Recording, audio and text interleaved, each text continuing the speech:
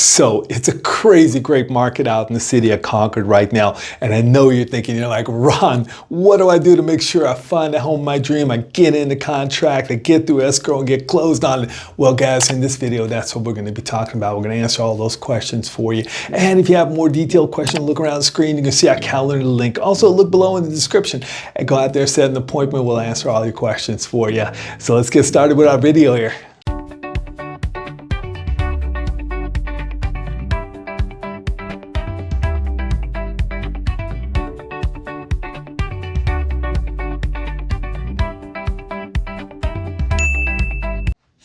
As I said earlier, there's amazing opportunities in the market right now. Now, you got to be asking, what's so different this year that's really kind of making it such an amazing year for buyers to jump in the market? And here's what's happening, guys, is the number of homes that's being listed is up. It was up as high as about 20% at one point in time in the year. The number of homes being sold is down anywhere from 1 to 3%. Now, what's causing the sale of homes to be down is higher interest rates. Now, one of the things that's happening is those smaller number of homes being sold, a higher number of homes being listed creates a lot of inventory out there. Now, that increase of inventory does a couple things. First, it gives buyers more option. Secondly, it reduces the competition for homes. That reduced competition for homes makes it easier for buyers to buy homes.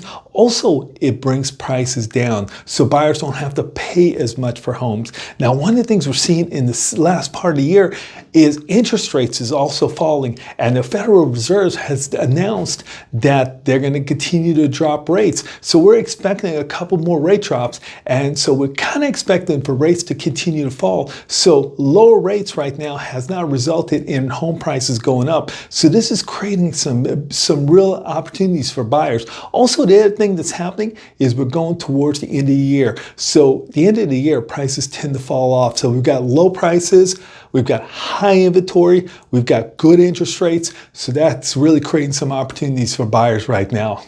So guys, the first step in the buying process and really getting that dream home is connecting with a realtor. Now, we've got a video that we did. I'm going to have it put up here so you can click on it just on finding a realtor. But also, let's talk a little bit about that. Now, finding a realtor, there's a bunch of different ways to connect with a realtor. You can find them on the internet. You can get that referral from your family member or a good friend, somebody they've used in the past. You may know somebody who you trust.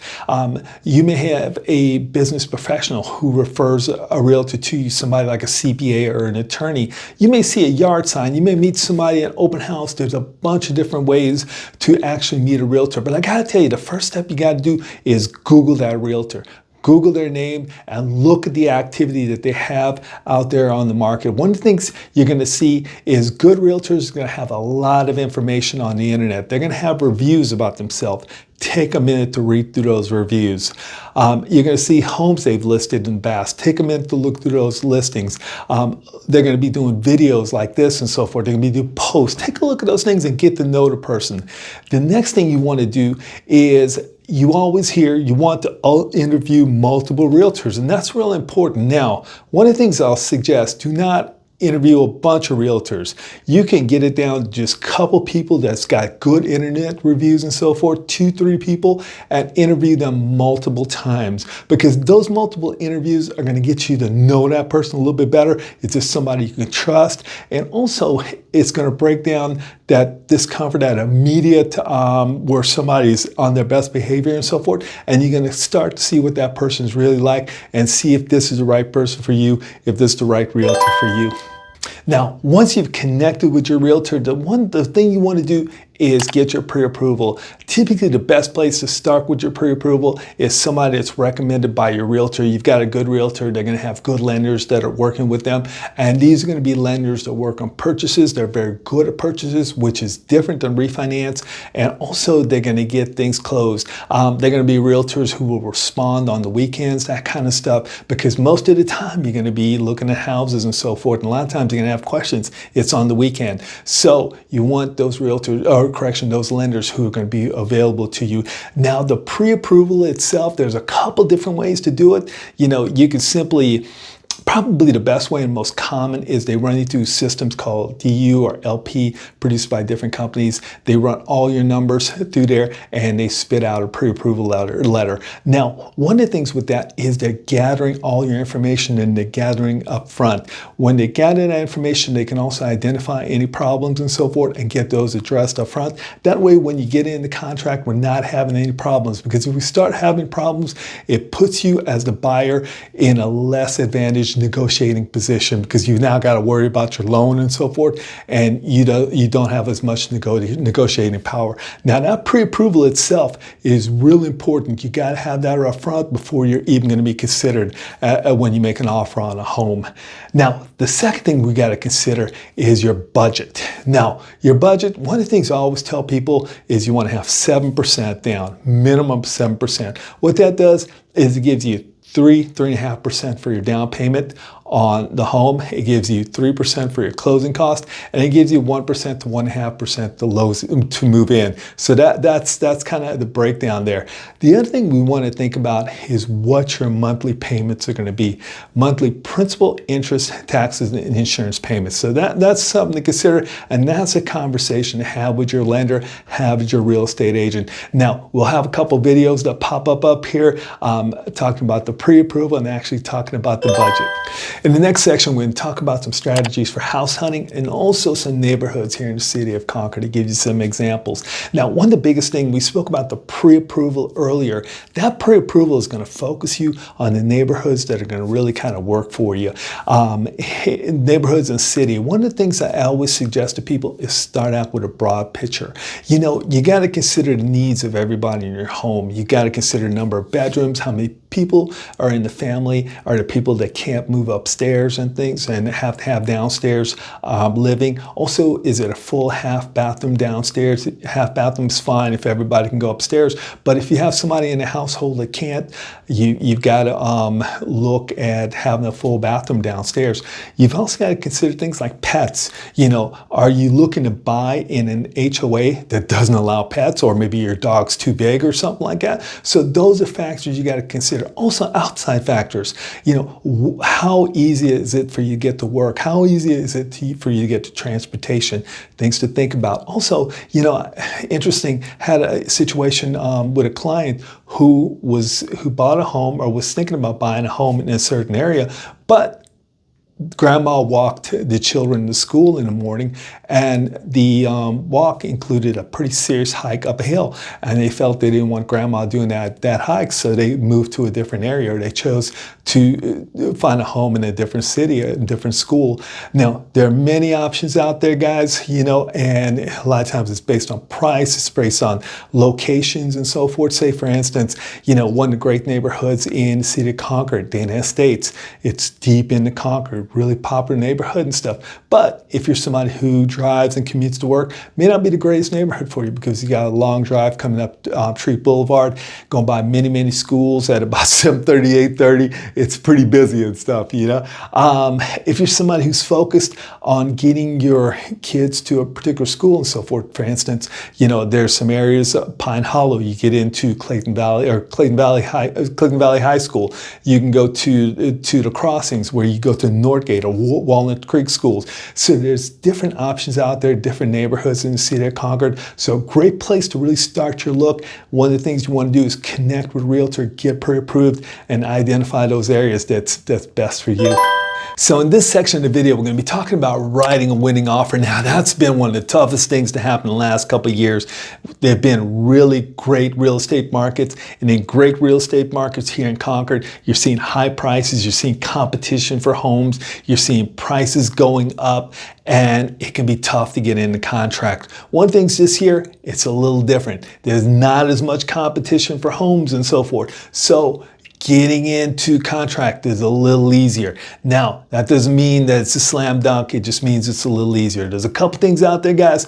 A lot of times there's what a home should sell for, and there's what we can get away with offering, okay? Sometimes in the more competitive markets, we're looking at comps and so forth, and it's telling us the house should sell for this much, but they're actually getting into contract because it's competitive, because it's a very desirable home, etc. We've got to offer a little bit more. We may have to take on some terms that the seller wants versus what we want and make some compromises to get in the contract. So those are some things to consider. The other end of it, guys, is sometimes comps are right here and we can get away with offering something a little lower, okay? So that situation does happen. In a lot of cases, I tell my clients, hey, if we're in a really kind of competitive environment, wait a month and so forth, because it does shift throughout the year. We're in a year where it's been a little bit more of a buyer's. It's not officially a buyer's market quite yet here in California, here in Concord, but it's probably as close as we're going to get to a buyer's market right now.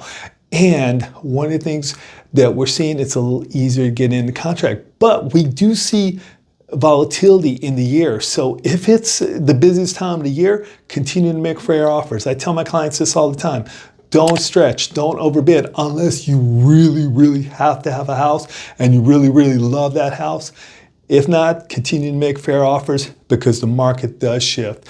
And when it shifts, your offer becomes more competitive, fewer buyers out there, inventory tends to go up, and you'll get in the contract. Now, when you go into contract, the three contingencies that we commonly look at. That's inspection, loan, and appraisal. Basically what the contingencies allow you to do is renegotiate your contract or back out of the contract.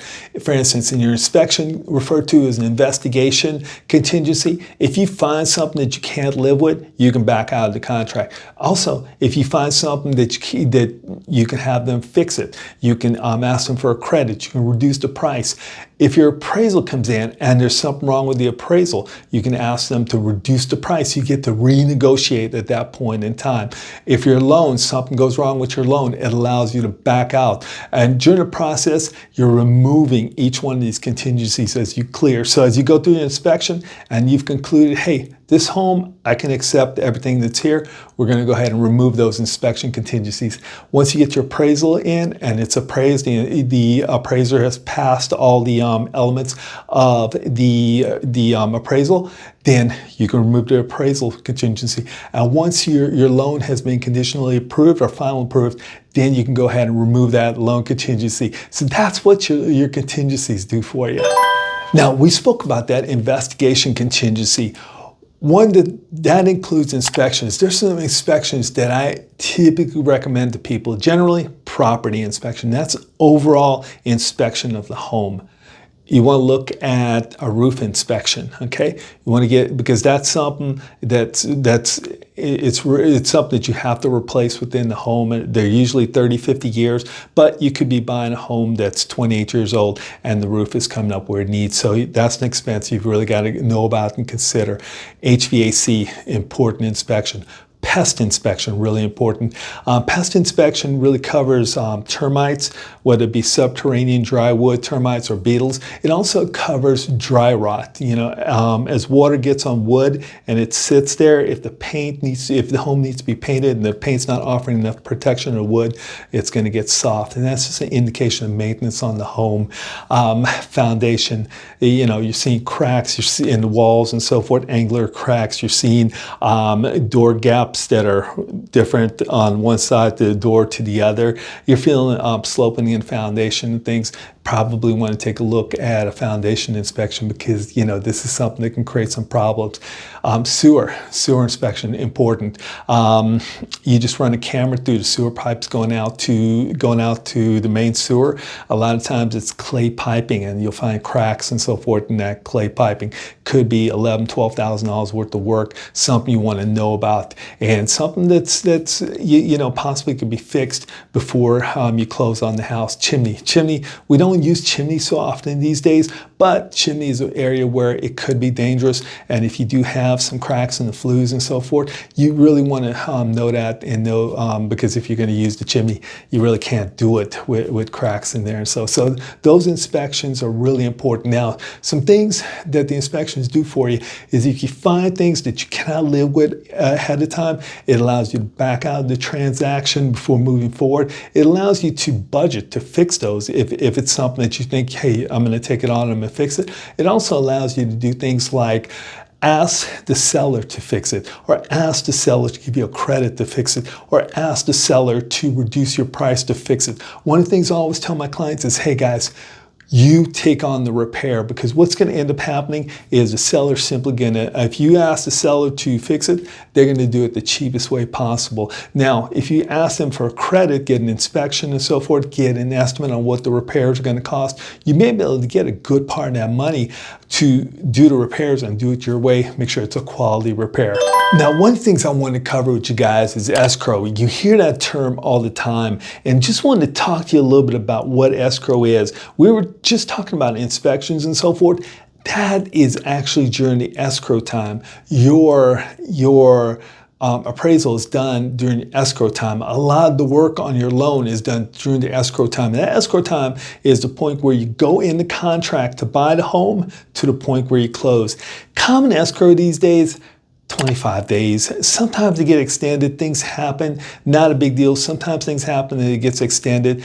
You know, sometimes if the cash purchase and so forth can move even quicker. You can close a cash purchase in 10 days, you know. So escrow varies, but common, you know, going out to 25 days is not a big deal. We're typically writing contracts these days with about 21-day escrows.